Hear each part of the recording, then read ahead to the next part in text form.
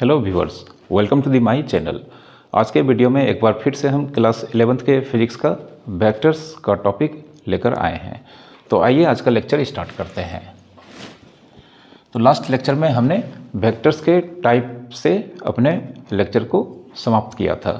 तो आज के लेक्चर में हम फिर से वेक्टर्स के टाइप से अपने लेक्चर को स्टार्ट करेंगे। Types of vectors. तो सबसे पहला टाइप आज का होगा कोइनिशियल वेक्टर।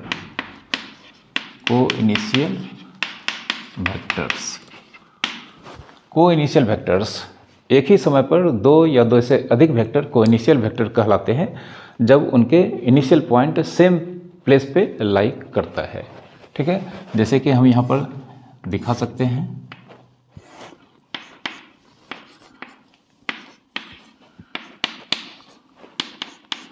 तो यहाँ पर तीन vector an, vector ar and vector aq, इन तीनों वेक्टर्स के इनिशियल पॉइंट a पर लाई कर रहे हैं। तो इस तरह से यह तीनों वेक्टर कोइनिशियल वेक्टर को रिप्रेजेंट करता है। तो यहाँ पर हम लिखेंगे टू और मोर देन टू वेक्टर्स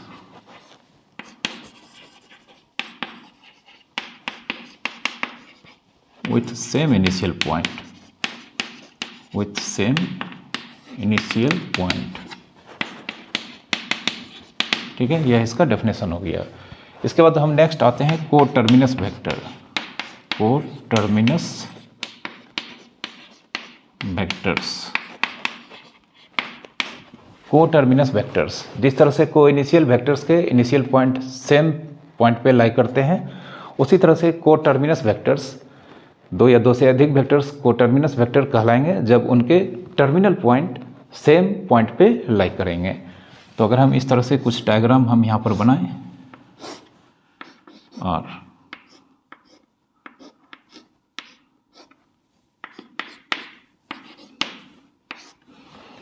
यहाँ पर आप देख सकते हैं कि यहाँ पर यह तीन vector AR, vector CR and vector NR, इन तीनों वेक्टर्स के टर्मिनल पॉइंट R जो कि कॉमन पॉइंट है, इस पर लाई कर रहा है। तो यह तीनों वेक्टर कोटर्मिनस वेक्टर कहलाएंगे।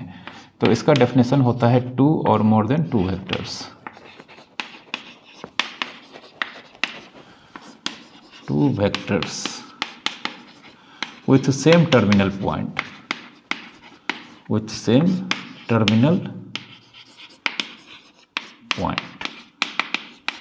ठीक है, coterminus vector, coinitial vector and collinear vector, इन तीनों वेक्टर्स के बारे में आप जान चुके हैं। अब हम यहाँ पर यूनिट वेक्टर के बारे में जानेंगे। Unit vector,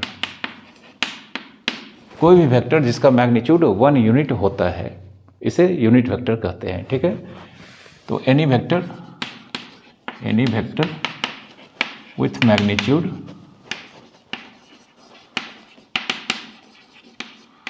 1 unit.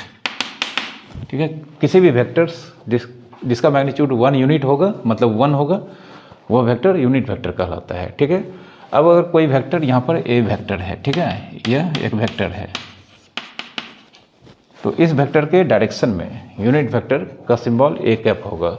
ठीक है, तो देन ए कैप, इसे ए कैप एरो हटाकर अगर हम इस तरह का सिंबल किसी वेक्टर के ऊपर लिखते हैं तो यह इसे हम कैप पढ़ते हैं। तो यह एक वेक्टर है जिसका नाम वेक्टर ए है, और यह ए कैप यह वेक्टर ए के डायरेक्शन में यूनिट वेक्टर को रिप्रेजेंट करता है। It means unit vector in direction of vector A, in direction of vector ए। ठीक है, इसे और अच्छी तरह से समझने के लिए अगर हम मान लेते हैं यह वेक्टर ए है। ठीक है, यह वेक्टर ए को रिप्रेजेंट करता है, और इस वेक्टर का मैग्नीट्यूड अगर हम यहाँ पर एज्यूम कर लें 4 यूनिट्स। ठीक है, इस वेक्टर का मैग्नीट्यूड अगर हम 4 यूनिट्स यहाँ पर एज्यूम कर लेते हैं, ठीक है, तो यहाँ पर आप देख सकते हैं कि इसके 1, 2, 3, 4 इसके 4 बराबर पार्ट किया गया है, जिसमें से हर एक पार्ट का वैल्यू 1 यूनिट होगा। तो अगर हम इसके एक पार्ट के बराबर यहाँ पर एक लाइन सेगमेंट ड्रॉ करते हैं और इस पर हम एरो लगा देते हैं इस तरह से कि यह एक वेक्टर में कन्वर्ट हो जाता है, तो देख सकते हैं इस वेक्टर का डायरेक्शन वेक्टर ए के डायरेक्शन में ही यहाँ पर दिखाई पड़ रहा है। लेकिन यहाँ पर यह इस वेक्टर के एक पार्ट से बना हुआ लाइन सेगमेंट है, और यहाँ पर 1 2 3 4 यहाँ पर 4 पार्ट यहाँ पर इस वेक्टर का किया गया है, और यह चारों पार्ट मिलकर 4 यूनिट है, यानी कि इसके एक पार्ट का मैग्नीट्यूड 1 यूनिट होगा। तो हमारे पास अब एक नया वेक्टर है जो कि वेक्टर ए के डायरेक्शन में है, और इसका मैग्नीट्यूड 1 यूनिट है, इसलिए इस वेक्टर का हम यहाँ पर नाम ए कैप लिखेंगे। ठीक है, तो यह वेक्टर ए के डायरेक्शन में यूनिट वेक्टर का डायग्राम हुआ। ठीक है, और आपको याद रखना है ए कैप 1 होगा। ठीक है, उसी तरह से अगर बी कैप, तो यह वेक्टर बी के डायरेक्शन में यूनिट वेक्टर को रिप्रेजेंट करता है, फिर से यह इसका मैग्नीट्यूड 1 होगा। अगर हम सी कैप का मैग्नीट्यूड जानना चाहें तब भी यह 1 यूनिट होगा। हालांकि यहाँ पर सी कैप वेक्टर सी के डायरेक्शन में यूनिट वेक्टर को रिप्रेजेंट करता है। ठीक है, तो यह यूनिट वेक्टर का कॉन्सेप्ट हो गया।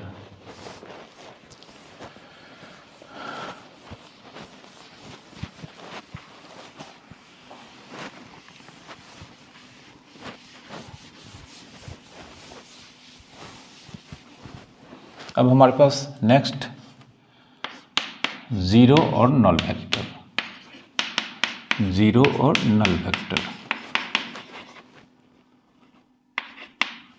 कोई भी वेक्टर जिसका मैग्नीट्यूड 0 होता है उसे ज़ीरो या नल वेक्टर कहते हैं। ठीक है, जैसे अगर हम इस वेक्टर के बारे में सोचें, वेक्टर जिसका initial point and terminal point same place पे है, तो आप समझ सकते हैं कि कोई भी लाइन सेगमेंट जिसका initial point and terminal point same place पे होगा, उस लाइन सेगमेंट का लेंथ 0 होगा। तो इस तरह से यहाँ पे यह लाइन सेगमेंट का लेंथ 0 यूनिट होगा। तो जिस वेक्टर का मैग्नीट्यूड 0 होता है उसे नल वेक्टर या ज़ीरो वेक्टर कहा जाता है। तो हम दूसरे शब्दों में कह सकते हैं कि जिस वेक्टर का initial point and terminal point same होता है वह यूनिट वेक्टर को रिप्रेजेंट करता है। ठीक है, तो ज़ीरो वेक्टर का डेफिनेशन हो गया एनी वेक्टर विथ मैग्नीट्यूड 0। ठीक है, कोई भी वेक्टर जिसका मैग्नीट्यूड 0 होगा, और इसके लिए मैथमेटिक्स में इसका सिंबल फिक्स्ड कर दिया गया है। ठीक है, ज़ीरो वेक्टर को ऑलवेज हम रिप्रेजेंट करते हैं ज़ीरो वेक्टर, यह ओ लेटर इसके ऊपर एरो लगाते हैं। ठीक है, ज़ीरो वेक्टर का सिंबल मैथमेटिक्स में फिक्स कर दिया गया है, लेटर ओ के ऊपर एरो लेफ्ट से राइट मेंशन करते हैं, तो यह ज़ीरो वेक्टर को रिप्रेजेंट करता है। तो देयरफॉर कह सकते हैं कि ज़ीरो वेक्टर जिसका initial and terminal point A है इसे रिप्रेजेंट कर रहा है, या ज़ीरो वेक्टर एक वेक्टर जिसका initial and terminal point B है इसे भी रिप्रेजेंट कर रहा है। सी वेक्टर जिसका initial and terminal point C है इसे भी रिप्रेजेंट कर रहा है। तो इस तरह से हम देख सकते हैं कि यह अलग अलग वेक्टर के नाम हैं, लेकिन यह सारे वेक्टर्स ज़ीरो वेक्टर्स को रिप्रेजेंट कर रहा है। ऐसा इसलिए कि यहाँ पर सारे वेक्टर्स का initial and terminal point same place पर है, जिसके कारण से उसके करस्पॉन्डिंग लाइन सेगमेंट का लेंथ 0 होगा, और वेक्टर्स का लाइन सेगमेंट का लेंथ उसके मैग्नीट्यूड को रिप्रेजेंट करता है। लास्ट लेक्चर में हमने आपको बताया है। तो इस तरह से यह सारा वेक्टर्स नल वेक्टर को रिप्रेजेंट करता है। अब ज़ीरो वेक्टर के साथ एक बहुत ही अच्छी चीज़ यह है कि इसके डायरेक्शन फिक्स्ड नहीं होते हैं। जीरो वेक्टर के डायरेक्शन इन्फिनाइट होते हैं, जबकि कोई भी नॉन जीरो वेक्टर का डायरेक्शन हमेशा यूनिक होता है। तो direction of zero vector is not fixed. Actually it has infinite direction. It has infinite directions. Zero vector के डायरेक्शन इन्फिनाइट होते हैं, ठीक है।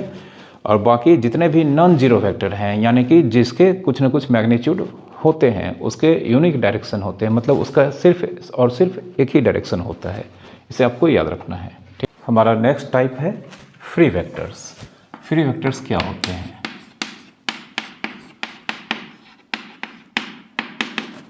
फ्री वेक्टर्स, किसी भी वेक्टर्स को फ्री वेक्टर कहते हैं जब वह स्पेस में एक प्लेस से दूसरे प्लेस तक मूव करता है, लेकिन हर पॉइंट पर वह अपना मैग्नीट्यूड और डायरेक्शन मेंटेन करके रखता है, मतलब वह मैग्नीट्यूड और डायरेक्शन को किसी भी पॉइंट पर चेंज नहीं होने देता है।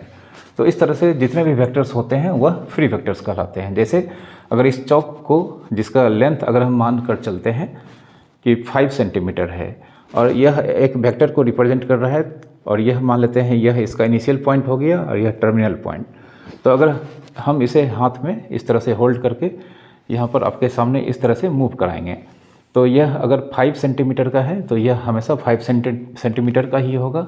और आप देख सकते हैं कि हम इसे मूव करा रहे हैं कंटिन्यूसली, लेकिन इसके डायरेक्शन हमेशा लेफ़्ट से राइट की तरफ हर पॉइंट पर हमेशा मेंटेन है। तो यह इस तरह से एक फ्री वेक्टर्स को रिप्रेजेंट करता है। ठीक है, तो एनी वेक्टर, इसका डेफिनेशन हो गया any vector which moves from one which moves in space but it maintains its magnitude and direction, its magnitude and direction at every point। ठीक है, कोई भी वेक्टर अगर स्पेस में एक प्लेस से दूसरे प्लेस तक मूव करता है और एक प्लेस से दूसरे प्लेस तक मूव करने में वह इन्फिनाइट पॉइंट से पास करता है, बट एवरी पॉइंट पर यह वेक्टर जो कि मूव कर रहा होता है हर एक पॉइंट पर अपने मैग्नीट्यूड और डायरेक्शन को कभी भी बदलने नहीं देता है, मतलब चेंज होने नहीं देता है। तो इस तरह के वेक्टर फ्री वेक्टर्स कहलाते हैं। जैसे अगर हम मान लें यह एक वेक्टर है ए, ठीक है, यह यहाँ पर इनिशियली यह यहाँ पर था। ठीक है, अब इसी वेक्टर को अगर हम यहाँ पर सरका करके नीचे लाएं और फिर आगे इधर कर दें, मतलब पहले यह नीचे आता है पैरेलली और फिर यह सीधा आगे बढ़ जाता है, तो अल्टीमेटली यह यहाँ पर आ जाता है। ठीक है, तो आप देख सकते हैं यह यहाँ से यहाँ तक आने में बहुत सारे पॉइंट से यह गुजरा होगा, बट यह अपने मैग्नीट्यूड और डायरेक्शन को मेंटेन करके रखा है। तो यह यहाँ पे फाइनली यह यहाँ पे पहुँचा है, लेकिन यह अपने मैग्नीट्यूड और डायरेक्शन को यहाँ पर मेंटेन करके रखा है, तो यह एक फ्री वेक्टर्स को रिप्रेजेंट करता है। ठीक है, फ्री वेक्टर का यह खासियत होता है कि हम उसे एक जगह से दूसरे जगह तक बोर्ड पर या अपने पेज पर लिख सकते हैं, मतलब इस तरह से लिख सकते हैं कि वह अपने इनिशियल पोजीशन और फाइनल पोजीशन पर पैरेलल नज़र आना चाहिए। इस तरह से हम उसको अपने अकॉर्डिंगली एक जगह से दूसरे जगह तक शिफ्ट करके उस पर हम वेक्टर्स के रूल्स को लगा सकते हैं। ठीक है, आप इसे आगे फिल करेंगे। फ्री वेक्टर्स के जस्ट बाद आता है इक्वल वेक्टर्स। इक्वल वेक्टर्स, तो equal vectors two free vectors space में इस तरह से होते हैं कि उसके मैग्नीट्यूड और डायरेक्शन सेम पाए जाते हैं। तो इस तरह के दो वेक्टर्स इक्वल वेक्टर कहलाते हैं। मतलब टू फ्री वेक्टर्स, जैसे यह दो चौक हैं, ठीक है, तो यह दोनों चौक यहाँ पर फिलहाल अलग कलर के हैं, लेकिन इसके लेंथ देखा जाए तो इस दोनों के लेंथ यहाँ पर सेम है, और यह यहाँ पर इस तरह से मान लेते हैं यहाँ पर स्पेस में मूव कर रहे हैं, लेकिन यह दोनों इस वेक्टर को यहाँ पर स्पेस में मूव करने दिया जा रहा है, लेकिन यह अपने मैग्नीट्यूड और डायरेक्शन, चूँकि इसका मैग्नीट्यूड दोनों का सेम है और दोनों के डायरेक्शन अगर हम देखें तो यह दोनों सेम डायरेक्शन में यहाँ पर दिख रहे हैं। तो दो वेक्टर्स अगर फ्री वेक्टर्स हैं और दोनों के मैग्नीट्यूड और डायरेक्शन अगर सेम होते हैं तो यह दोनों वेक्टर इक्वल वेक्टर्स होते हैं। ठीक है, तो two free vectors such that they have same magnitude and direction। ठीक है, इस तरह के कोई भी दो वेक्टर इक्वल वेक्टर्स कहलाते हैं। जैसे हम यहाँ पर यह वेक्टर ए बी और यह दूसरा वेक्टर हम मान लेते हैं यहाँ पर पी क्यू। तो आप देख सकते हैं यह दोनों वेक्टर जिसके लाइन सेगमेंट के लेंथ इक्वल हैं और साथ ही साथ इसके सेंस ऑफ डायरेक्शन ए से बी मतलब इस डायरेक्शन में है और इसके सेंस ऑफ डायरेक्शन पी से क्यू इस डायरेक्शन में सेम डायरेक्शन में है। तो यह दोनों वेक्टर इक्वल वेक्टर को यहाँ पर रिप्रेजेंट कर रहा है। अब जब दो वेक्टर इक्वल होते हैं तो यहाँ पर हम लिखेंगे vector A B is equals to vector P Q. दो वेक्टर जब इक्वल्स होते हैं तो इसके नाम को लिखकर बीच में साइन ऑफ इक्वलिटी लगाया जाता है और इससे हमें दो इन्फॉर्मेशन तुरंत मिलता है। जब दो वेक्टर इक्वल होंगे तो सबसे पहला इन्फॉर्मेशन हमारे पास होगा कि इन दोनों के मैग्नीट्यूड आपस में बराबर हो गए हैं और दूसरा इन दोनों के डायरेक्शन भी आपस में इक्वल होंगे। Direction of vector P Q equals to direction of vector A B. तो जब भी दो वेक्टर इक्वल वेक्टर्स दिए जाएंगे तो आपके दिमाग में तुरंत यह दो बात होने चाहिए कि दोनों के मैग्नीट्यूड आपस में इक्वल होंगे और साथ ही साथ दोनों के डायरेक्शन भी आपस में इक्वल होंगे। ठीक है, तो यह हमारे वेक्टर्स के टाइप्स थे। और भी कुछ टाइप्स आएंगे तो वह आपको उसी समय जिस समय आएंगे उसी समय बता दिया जाएगा, लेकिन मेनली हमारे पास वेक्टर्स के यही सब टाइप्स होते हैं। ठीक है,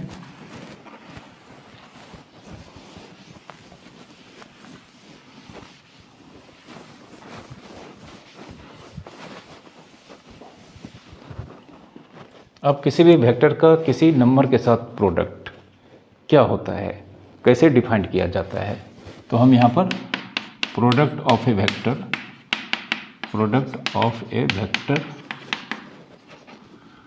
बाय ए नंबर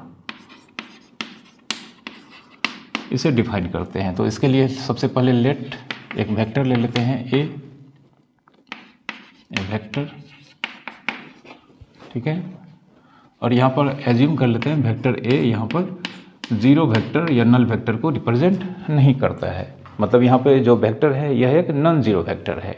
ठीक है, और यहाँ पर एक नंबर हम एज्यूम कर लेते हैं के, इसे भी हम जीरो अभी नहीं लेते हैं, k does not equals to zero a number. ठीक है, तो हमने एक वेक्टर लिया वेक्टर ए जो कि नॉन जीरो वेक्टर को रिप्रेजेंट करता है। नॉन जीरो वेक्टर का मतलब यह वेक्टर जीरो वेक्टर के बराबर नहीं है, और एक नंबर हमने लिया कि जो जीरो नहीं है, मतलब यह नंबर या तो पॉजिटिव होगा या निगेटिव होगा। अब यहाँ पर product of vector A, product of number के एंड वेक्टर ए, इस नंबर के एंड वेक्टर ए का प्रोडक्ट इसे रिप्रेजेंट किया जाता है के ए से। ठीक है, अब यह होगा क्या, यह भी एक वेक्टर होगा, मतलब किसी वेक्टर को अगर एक नंबर से मल्टीप्लाई करेंगे तो रिजल्ट भी एक वेक्टर होगा। अब वेक्टर अगर होगा तो जानते हैं इसके मैग्नीट्यूड भी होंगे और इसके डायरेक्शन भी होंगे। तो इसका मैग्नीट्यूड के ए, इस वेक्टर का मैग्नीट्यूड के जो नंबर है इसका मॉड एंड वेक्टर ए का मैग्नीट्यूड इस दोनों के प्रोडक्ट के बराबर होगा। मतलब यह वेक्टर के ए का मैग्नीट्यूड के नंबर है तो के का यहाँ पर मॉडुलस निकालना है। आप जानते हैं किसी भी नंबर का मॉडुलस हमेशा पॉजिटिव होता है, चाहे निगेटिव हो चाहे पॉजिटिव हो, दोनों ही नंबर का मॉडुलस जब हम निकालते हैं तो वह हमेशा एक पॉजिटिव नंबर होता है इनटू वेक्टर्स का मैग्नीट्यूड। ठीक है, इसे एग्जांपल से जब हम आपको समझाएंगे अभी तुरंत तो यह एकदम क्लियर हो जाएगा आपको। एंड अब इसका डायरेक्शन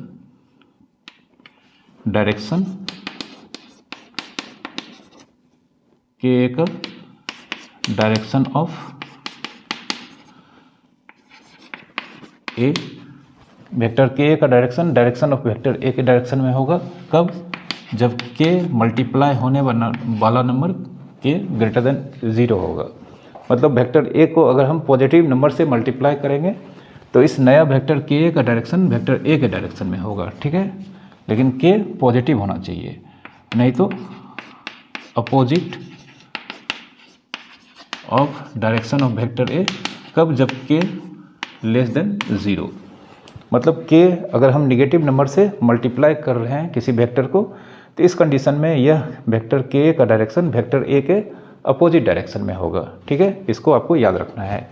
जैसे एक एग्जांपल हम यहाँ पे लेते हैं, तो अगर हम इस वेक्टर को ए एज्यूम करते हैं और इसके मैग्नीट्यूड को अगर हम मान लेते हैं 5 यूनिट्स, ठीक है, यह वेक्टर ए है और यह इसका मैग्नीट्यूड को हम यहाँ पर 5 यूनिट्स लेकर चलते हैं। तो यहाँ पर आप देख सकते हैं यह वेक्टर जो हमने नीचे यहाँ पर एक वेक्टर ड्रॉ किया है, यह वेक्टर वेक्टर ए के डायरेक्शन में है। ठीक है, लेकिन हम यहाँ पर देख सकते हैं इसके लेंथ के बराबर यहाँ पर इसमें 2 लाइन सेगमेंट, मतलब इसके लेंथ के बराबर यहाँ पर 2 लेंथ यहाँ पर शामिल किया गया है। मतलब यह इसका लेंथ इसके लेंथ का डबल होगा। तो इसलिए हम इसे वेक्टर का नाम देंगे ट्वाइस वेक्टर ए, क्योंकि इस वेक्टर का यह डबल है। लाइन सेगमेंट के मैग्नीट्यूड के तौर पे देखा जाए तो यह लाइन सेगमेंट इस लाइन सेगमेंट का डबल है। तो इसलिए यहाँ पर इस वेक्टर का नाम वेक्टर 2a होगा, क्योंकि डायरेक्शन यहाँ पर सेम है, वेक्टर ए के डायरेक्शन में है। तो इस तरह से आप देख सकते हैं कि इस वेक्टर ए को जब पॉजिटिव नंबर से मल्टीप्लाई किया गया है तो इस कंडीशन में वेक्टर ए और यह नया वेक्टर दोनों का डायरेक्शन सेम डायरेक्शन में है। अब इसके मैग्नीट्यूड को हम निकालते हैं। तो इस वेक्टर का मैग्नीट्यूड यह नंबर 2 का मॉड एंड वेक्टर ए का मैग्नीट्यूड। ठीक है, अब यहाँ पे 2 का मॉड 2 होगा और वेक्टर ए का मैग्नीट्यूड यहाँ पर 5 दिया गया है। तो यहाँ पर इसका आंसर 10 यूनिट्स होगा, 10 यूनिट्स। ठीक है, अब एक दूसरा एग्जांपल लेते हैं।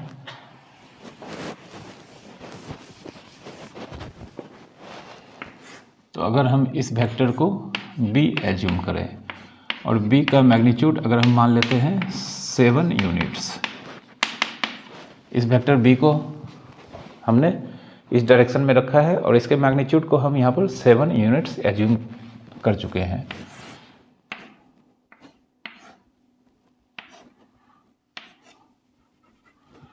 तो आप यहाँ पर देख सकते हैं कि इस लाइन सेगमेंट का लेंथ इस लाइन सेगमेंट के ट्रिपल यहाँ पर दिखाई दे रहा है। लेकिन यहाँ पर अगर हम यहाँ पे एरो इस तरफ लगा दें, तो इस तरफ लगा देने से क्या होगा कि यह जो वेक्टर दिख रहा है यह वेक्टर बी के एकदम से अपोजिट डायरेक्शन में दिखाई दे रहा है। लेकिन इस वेक्टर का जो लाइन सेगमेंट है यह वेक्टर बी के लाइन सेगमेंट का 3 टाइम्स दिख रहा है। तो हम यहाँ पर इस वेक्टर का नाम देंगे 3 टाइम्स बी और यहाँ पे माइनस लगा देंगे। माइनस हमें इसलिए लगाना होगा कि यह वेक्टर बी के डायरेक्शन के अपोजिट लाई कर रहा है।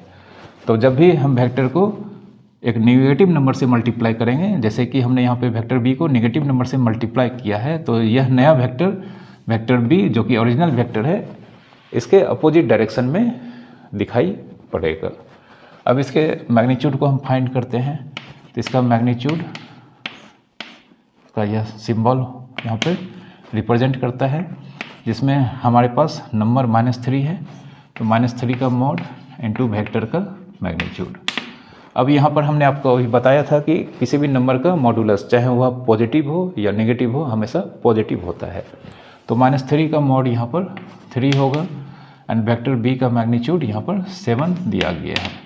तो इसका मैग्नीट्यूड यहाँ पर 21 यूनिट्स यहाँ पर होगा। ठीक है,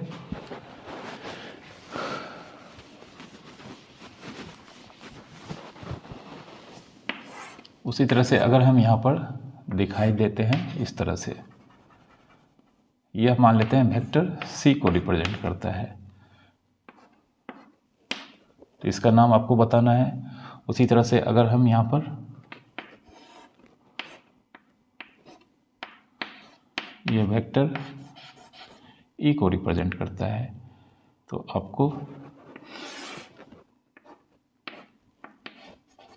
इसका नाम बताना है। ठीक है, तो इस वेक्टर का नाम वेक्टर सी के टर्म में बताना है और इस वेक्टर का नाम वेक्टर ई के टर्म में बताना है। ठीक है, तो अगर देखा जाए कि इस वेक्टर का नाम वेक्टर सी के टर्म में हम देख सकते हैं इसका लाइन सेगमेंट इसके लाइन सेगमेंट का 1 2 3 टाइम्स यहाँ पर दिखाई दे रहा है। तो सी के टर्म में इसका नाम हो जाएगा 3 टाइम्स वेक्टर सी, क्योंकि यहाँ पर यह वेक्टर वेक्टर सी के डायरेक्शन में ही दिखाया गया है, तो इसलिए हमने यहाँ पर सी को पॉजिटिव नंबर से मल्टीप्लाई किया है। ठीक है, अब यहाँ पर इस वेक्टर को हमें वेक्टर ई के टर्म्स में दिखाना है, क्योंकि यह वेक्टर वेक्टर ई के डायरेक्शन का अपोजिट है, तो यहाँ पर हमें एक नेगेटिव नंबर से मल्टीप्लाई करके इस वेक्टर का नाम को बताना होगा। तो सबसे पहले लाइन सेगमेंट को अगर कंपेयर करते हैं तो हमें लग रहा है इस वेक्टर का लाइन सेगमेंट इस वेक्टर के लाइन सेगमेंट के 3 टाइम्स के बराबर हैं, लेकिन डायरेक्शन अपोजिट होने के कारण हम इसका नाम 3 times vector -3 times vector A लिखेंगे। ठीक है, तो किस तरह से वेक्टर्स के प्रोडक्ट नंबर से होते हैं यह आपको पता चल चुका होगा। अब हम कुछ स्पेशल केस लेते हैं।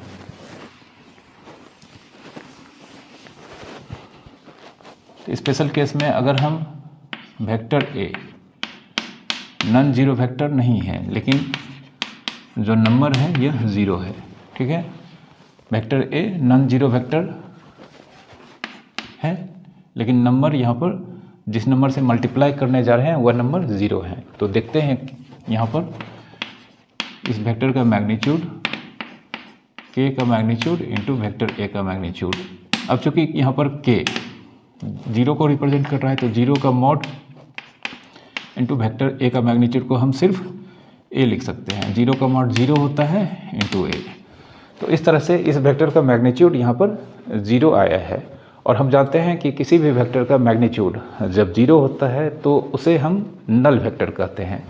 तो यहाँ पर यह वेक्टर नल वेक्टर को रिप्रेजेंट कर रहा है। ठीक है, तो कहने का मतलब अगर किसी नॉन जीरो वेक्टर को ज़ीरो से मल्टीप्लाई करेंगे तो वह ज़ीरो या नल वेक्टर में कन्वर्ट हो जाएगा। ठीक है, क्योंकि इसका मैग्नीट्यूड हमें यहाँ पर ज़ीरो मिला है। ठीक है, उसी तरह से अगर हम इस पर वेक्टर नल वेक्टर लेंगे, लेकिन यहाँ पर के जो नंबर है यह ज़ीरो नहीं है, यानी कि यह नंबर या तो कोई पॉजिटिव नंबर है या नेगेटिव नंबर है। तो यहाँ पर अब के टाइम्स वेक्टर ए का मैग्नीट्यूड हम फाइंड करते हैं। तो कोई यहाँ नंबर है, इसका मॉडुलस इंटू वेक्टर ए का मैग्नीट्यूड। तो के का मॉडुलस इंटू वेक्टर ए, चूँकि नल वेक्टर को रिप्रेजेंट कर रहा है तो इस नल वेक्टर का मैग्नीट्यूड ज़ीरो होगा। अब ज़ीरो इंटू कोई भी नंबर ज़ीरो। तो इस तरह से यहाँ पर यह वेक्टर के ए का मैग्नीट्यूड यहाँ पर ज़ीरो हमें फिर से मिला है। तो फिर से यह वेक्टर जिसका मैग्नीट्यूड ज़ीरो होगा तो यह एक नल वेक्टर को रिप्रेजेंट करेगा। ठीक है, तो कहने का मतलब अगर हम नल वेक्टर को किसी भी नंबर से मल्टीप्लाई करते हैं, चाहे वह पॉजिटिव हो या नेगेटिव हो, तो आंसर पे कोई फर्क नहीं पड़ता है, तब भी वह नल वेक्टर ही रहेगा। ठीक है,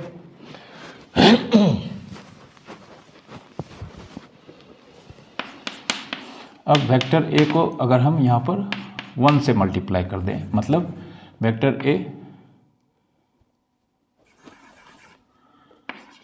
ए को हम 1 इंटू वेक्टर ए, मतलब वेक्टर ए के साथ अगर कोई नंबर हमें दिखाई नहीं दे रहा है तो हमें यहाँ पर यह याद रखना है कि इस वेक्टर को 1 से मल्टीप्लाई किया गया है। ठीक है, एंड -1 इंटू वेक्टर ए। किसी भी वेक्टर को -1 से मल्टीप्लाई करते हैं तो सिर्फ हम माइनस वेक्टर ए लिखते हैं। ठीक है, अब इसका थोड़ा सा सिग्निफिकेंस हम यहाँ पे समझ लेते हैं। जैसे अगर हम यह वेक्टर ए बी को रिप्रेजेंट करते हैं और यह vector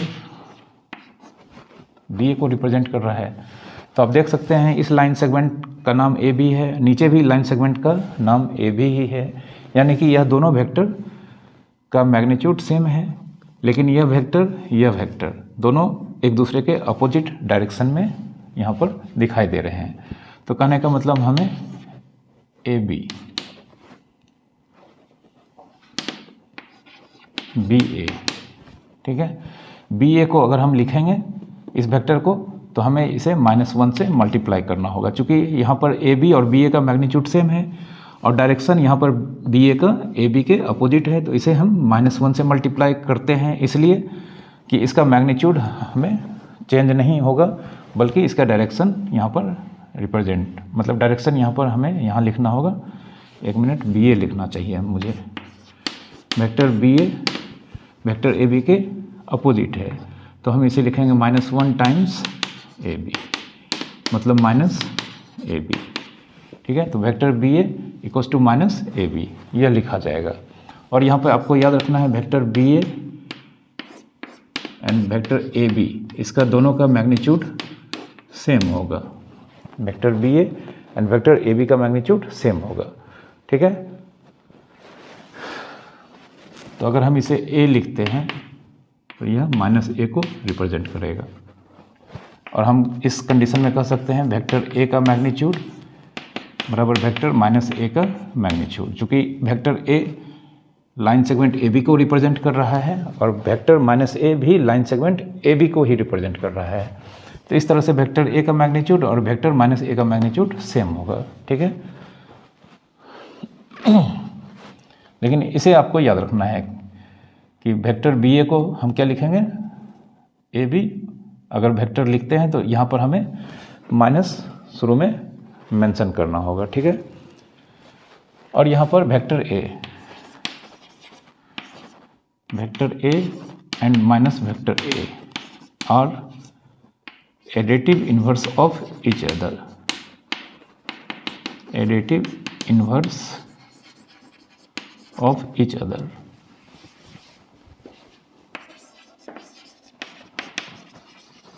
vector A and minus vector A, यह दोनों एक दूसरे का एडिटिव इन्वर्स कहलाता है। ठीक है, साथ ही साथ चीज़ और,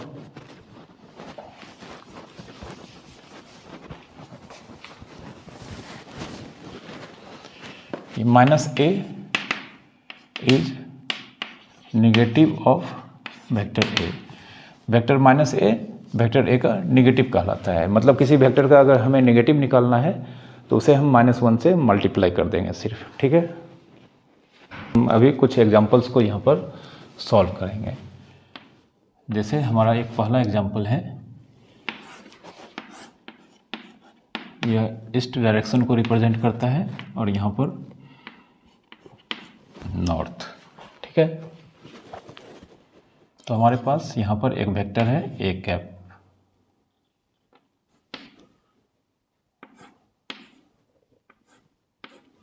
ठीक है, हमारे पास यह ए कैप वेक्टर है, तो आपको इस वेक्टर का,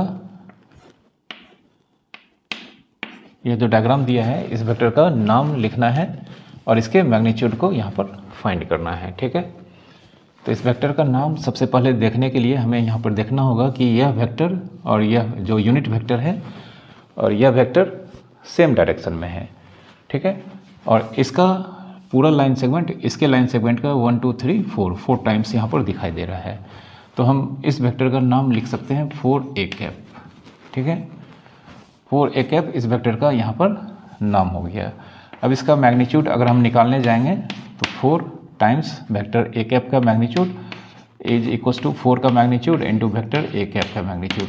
4 का मॉडुलस 4 होगा और यह चूँकि ए कैप मतलब यूनिट वेक्टर है जिसका मैग्नीट्यूड 1 होता है, तो हम इसका आंसर, इसके मैग्नीट्यूड का आंसर 4 यूनिट्स लिखेंगे। ठीक है,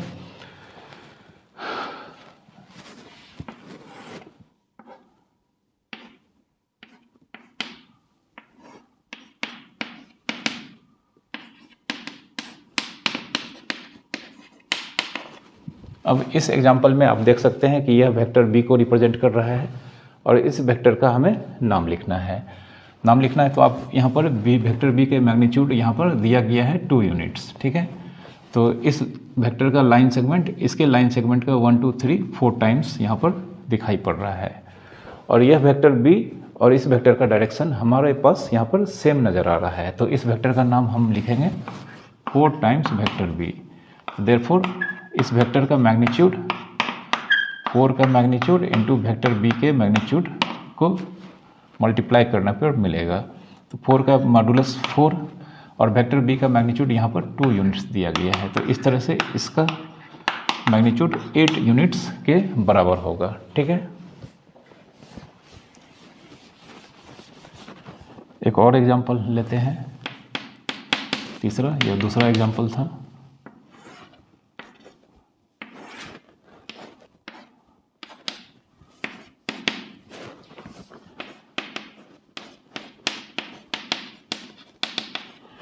यह वेक्टर सी जिसका मैग्नीट्यूड 7 यूनिट्स है और इस वेक्टर का नाम हमें लिखना है, फिर इसका मैग्नीट्यूड फाइंड करना है। तो यहाँ पर स्पष्ट तौर पर दिखाई दे रहा है कि इस वेक्टर और इस वेक्टर सी का डायरेक्शन दोनों एक दूसरे के अपोजिट डायरेक्शन में है और इसका लाइन सेगमेंट, इस वेक्टर का लाइन सेगमेंट इस सी के लाइन सेगमेंट का 3 टाइम्स दिखाई दे रहा है। तो ऑफकोर्स इस वेक्टर का नाम हमें -3c वेक्टर लिखना होगा, क्योंकि यहाँ पर हमने माइनस नंबर मतलब -3 से मल्टीप्लाई करने का मेन रीज़न है कि यह वेक्टर सी के अपोजिट डायरेक्शन में यहाँ पर दिखाई दे रहा है।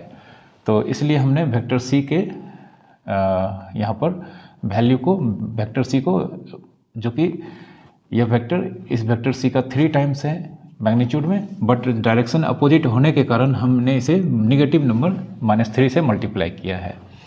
अब इस वेक्टर का मैग्नीट्यूड, ठीक है, इस वेक्टर का मैग्नीट्यूड यह सिंबल हो गया जिसमें हमें -3 का मॉड एंड सी का मैग्नीट्यूड के वैल्यू को मल्टीप्लाई करना होगा। -3 का मॉड 3 होगा और सी का मॉड यहाँ पर 7 दिया गया है।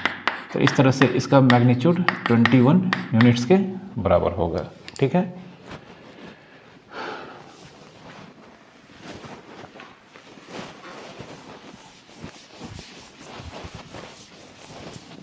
अब कुछ शिफ्टिंग वाले क्वेश्चंस को हम यहाँ पे देखते हैं। अगर हम मान लेते हैं यह वेक्टर ए है और यह वेक्टर बी है, यह दोनों वेक्टर फ्री वेक्टर्स है। ठीक है, तो हमें इसे कन्वर्ट्स इनटू कोइनिशियल वेक्टर एंड दूसरा कोटर्मिनस वेक्टर।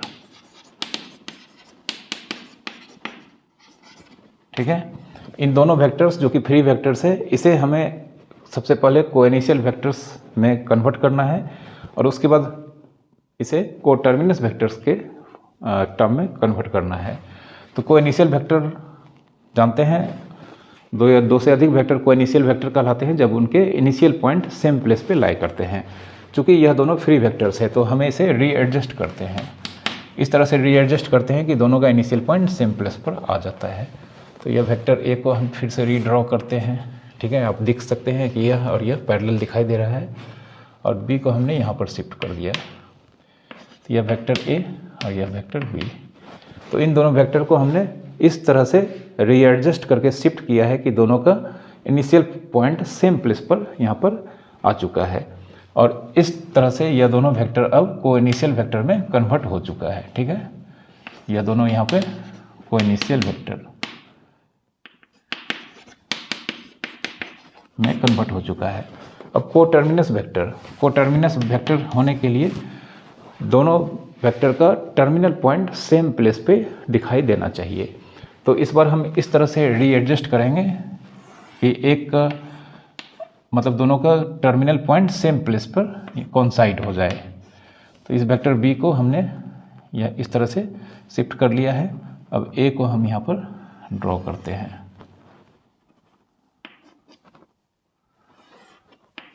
ठीक है, तो इस तरह से आप देख सकते हैं यह और यह पैरेलल दिखाई दे रहा है और इसका लाइन सेगमेंट दोनों का यहाँ पर सेम लेंथ का लिया गया है। तो यह वेक्टर बी है तो यह वेक्टर ए है और यहाँ पर यह दोनों इस तरह से रीएडजस्ट किया गया है कि यहाँ पर इस दोनों का टर्मिनल पॉइंट सेम प्लेस पे आ चुका है और अब यह दोनों वेक्टर अब कोटर्मिनस वेक्टर को रिप्रेजेंट करता है, कोटर्मिनस वेक्टर्स। तो फ्री वेक्टर का यही खास बात होता है कि हम उसे रीएडजस्ट करके कोइनिशियल वेक्टर में कन्वर्ट कर सकते हैं या कोटर्मिनस वेक्टर में कन्वर्ट कर सकते हैं। वेक्टर्स के एडिशंस जब हम पढ़ेंगे या वेक्टर्स के एंगल्स जब हम निकालेंगे तो इसमें इस कॉन्सेप्ट्स का यूज़ हम वहाँ पर देख सकेंगे।